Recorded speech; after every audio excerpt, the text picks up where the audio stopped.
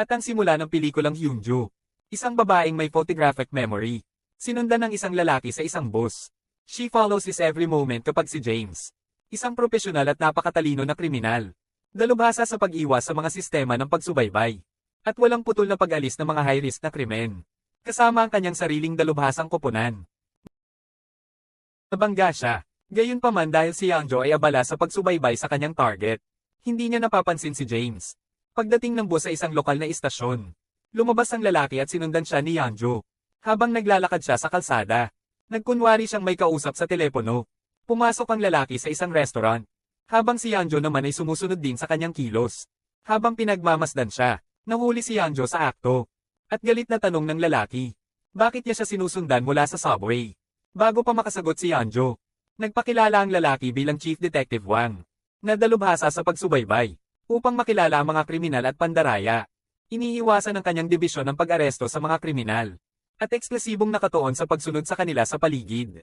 Upang mangalap ng impormasyon. Hindi alam sa Anju. Ito pala, Punong Wong. Sinusubukan ng kanyang mga kasanayan sa pagmamasid at pagsasaulo.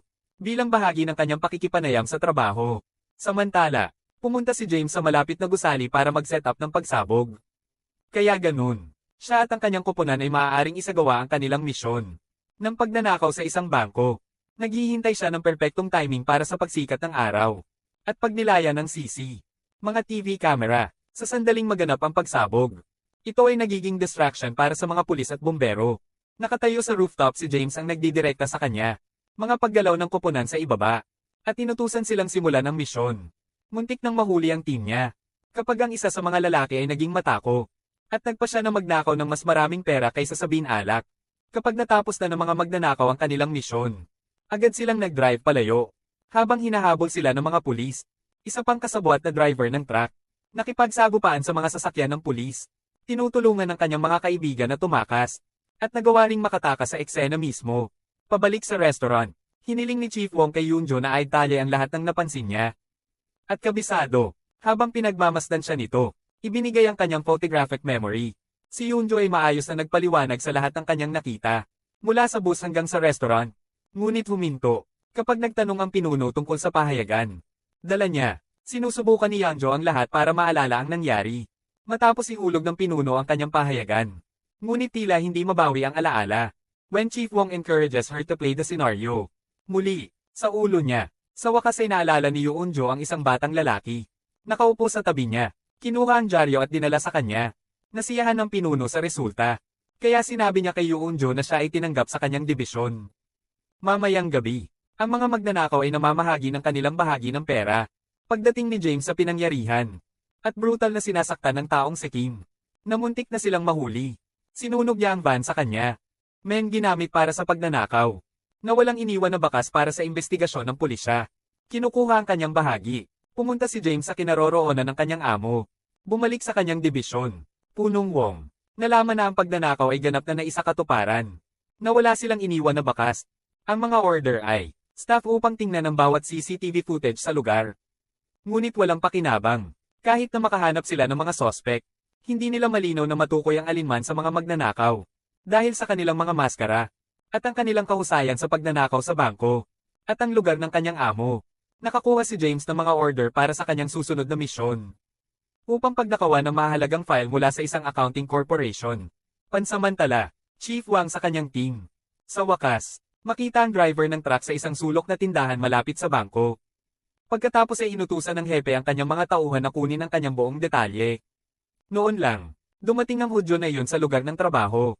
Para sa kanyang unang araw sa trabaho, ipinakilala siya ni Chief Wang sa kanilang department head Lee. Like lahat ng teammates niya, ikaw at si Joe ay binibigyan ng animal code name.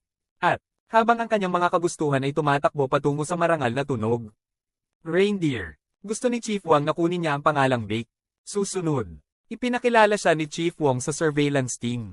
Bawat isa ay may kanilang mga codename bilang Sloth Monkey, Mole na Ulupong, Parrot Ostrich at Pag-ikot. Pagkatapos ng briefing, the team soon goes undercover para habulin ang truck guy, na nickname nilang Hippo. Habang nasa van, nagpapalit-palit si Chief Wang. Small scale na mapa ng iba't ibang rehiyon. Sa kaluluwa kaya, na lagi siyang may bird eye. Tingnan kung nasaan ang kanyang mga opisyal. Sa lahat ng oras, Susunod na magpapatuloy ang bawat miyembro sa kanilang nakatalagang direksyon. Kumikilos bilang mga normal na tao. Habang si Chief Wang ay nasa kung saan siya dapat naruroon. Inayos ang kanyang patuloy na umaandar na van para sa kanyang layunin. At tumulong sa pagrangal ng kanyang mga opisyal. Kaya ang mga bagay ay tumatakbo ng maayos hanggat maaari. Sa kanyang apartment, plano ni James ang susunod niyang misyon. Upang magnakaw ng mahalagang accounting file mula sa isang kumpanya ng accounting. Signature move ni James yun. Hindi niya direktang isinasangkot ang kanyang sarili sa aksyon. Mas pinipiling planuhin ang lahat gamit ang matematika, medikal na katumpakan, upang mapanood niya ang mga pangyayari mula sa iba't ibang uri. Pagbili sa rooftop, sa kabilang banda, Chief Wang at ang kanyang mga opisyal. Gumugol ng ilang linggong pag-alagala sa mga lansangan ng lungsod. Pagkatapos ng mga taong tumutugma sa hipos. Pisikal na paglalarawan. Samantala, James at ang lalaki niya. Pamahalaan upang makumpleto ang kanilang pangalawang misyon. Habang ang pag-iimpake ay kagamitan sa rooftop, napansin ni James ang isang lalaki na kumukuha ng litrato sa kanya. Mula sa malapit na gusali, takot mahuli, agad siyang pumunta sa building para maghanap ng lalaki. At walang awang pinapatay siya ng kutsilyo. Sa ibang lugar, pinuno ng Departamento Lee, nakatanggap ng tawag mula sa kanyang superior, tungkol sa pagnanakaw sa accounting firm. Siya pagkatapos, lashes out sa pinuno, para sa hindi paghahanap ng anumang impormasyon sa unang kaso. Pabayaan ang pagsisiyasat sa pangalawa. Isang gabi habang nagkukubli, Hunyo-Hunyo, napansin ng isang grupo ng mga lalaki na nambubuli sa isang mahirap na pamilya. Para sa kanilang pera, pananakot ng mga lalaki. At upang patayin ang bawat miyembro, bilang isang opisyal mismo, ikaw at hindi mo matitiis ang pambubuli. So nakikialam siya sa sitwasyon. Matapos makalaban ng dalawang lalaki, pinigilan siya ng pangatlo. Sa kabutihang palad, dumating si Chief Wong sa pinangyarihan at iniligtas siya. Mamaya na score ka niya at ikaw. Ipinapaliwanag iyon bilang isang surveillance officer. Hindi nila tungkulin na direktang makialam sa isang kaso. Kahit na nangangahulugan ito ng pag-iwan sa mga tao upang mamatay. Ang tanging tungkulin nila ay subaybayan ng mga target. Gamit ang kanilang mga mata at paa. Samantala, gusto ni James na umalis sa kanyang trabaho. Kaya tumanggi siyang kumuha ng anumang misyon mula sa kanyang amo. Tumugon ang amo sa pamamagitan ng pagpapadala ng isang lalaki para patayin si James. Kung kanino siya matagumpay na nagtatanggol laban. Pagkatapos ay bumalik siya sa kinaroroonan ng kanyang amo. At kinuha ang mga file para sa susunod na misyon. Galit na sinasabi na ito na ang huli niya. Mamaya sa apartment niya, sinagot ni James ang isang tawag sa telepono. Kung saan kinumpirma niya na kumukuha siya ng passport. Upang tumakas sa bansa. At ang office desk niya. Napagtanto ni Yanjo. Sinusubaybayan nila ang hipo sa mga maling lugar.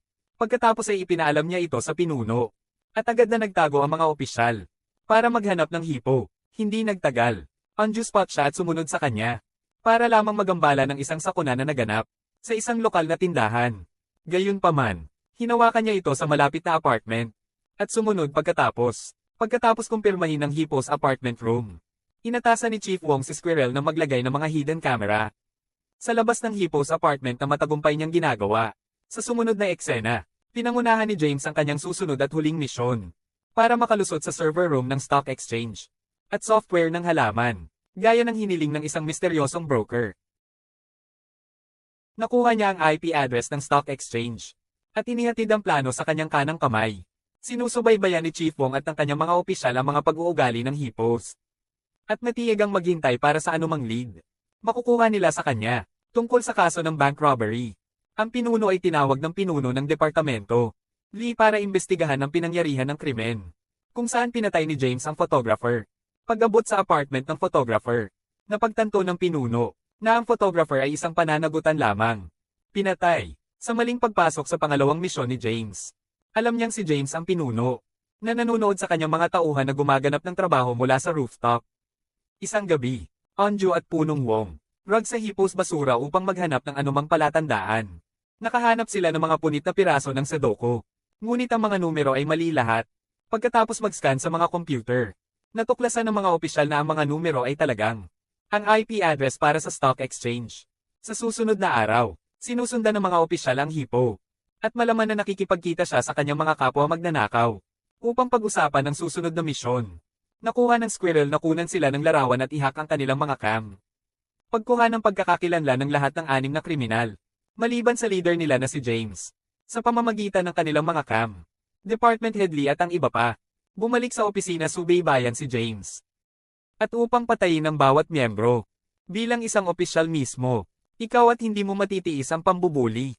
So nakikialam siya sa sitwasyon.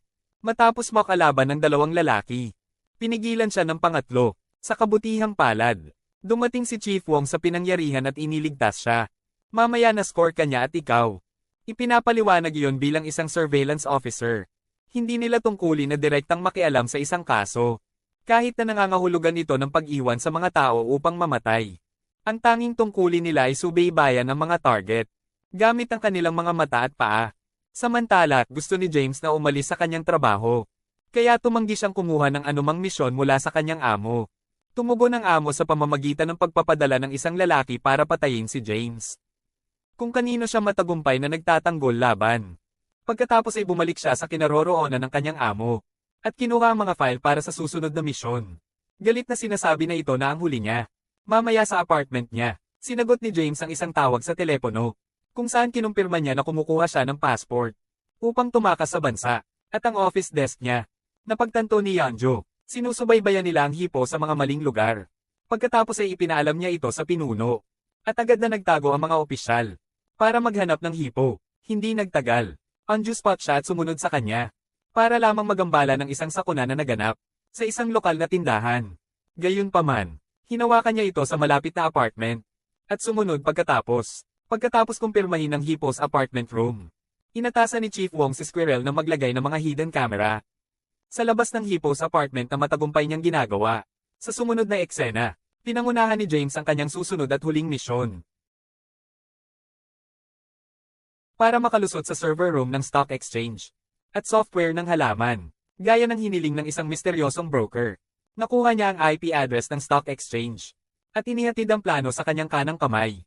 Sinusubaybayan ni Chief Wong at ng kanyang mga opisyal ang mga pag-uugali ng Hippo's. At matiyagang maghintay para sa anumang lead. Makukuha nila sa kanya, tungkol sa kaso ng bank robbery. Ang pinuno ay tinawag ng pinuno ng departamento, Lee para imbestigahan ang pinangyarihan ng krimen. Kung saan pinatay ni James ang photographer. Pag-abot sa apartment ng photographer, napagtanto ng pinuno, na ang photographer ay isang pananagutan lamang. Pinatay, sa maling pagpasok sa pangalawang misyon ni James. Alam niyang si James ang pinuno, na nanonood sa kanyang mga tauhan na gumaganap ng trabaho mula sa rooftop. Isang gabi. Onjo at Punong Wong. Rag sa Hippo's basura upang maghanap ng anumang palatandaan. Nakahanap sila ng mga punit na piraso ng Sudoku. Ngunit ang mga numero ay mali lahat. Pagkatapos mag-scan sa mga computer, natuklasan ng mga opisyal na ang mga numero ay talagang ang IP address para sa stock exchange. Sa susunod na araw, sinusundan ng mga opisyal ang Hippo. At malaman na nakikipagkita siya sa kanyang mga kapwa magnanakaw upang pag-usapan ang susunod na misyon. Nakuha ng Squirrel na kunan sila ng larawan at ihak ang kanilang mga cam. Pagkuha ng pagkakakilanlan ng lahat ng 6 na kriminal. Maliban sa leader nila na si James. Sa pamamagitan ng kanilang mga cam. Department Head Lee at ang iba pa. Bumalik sa opisina subaybayan si James.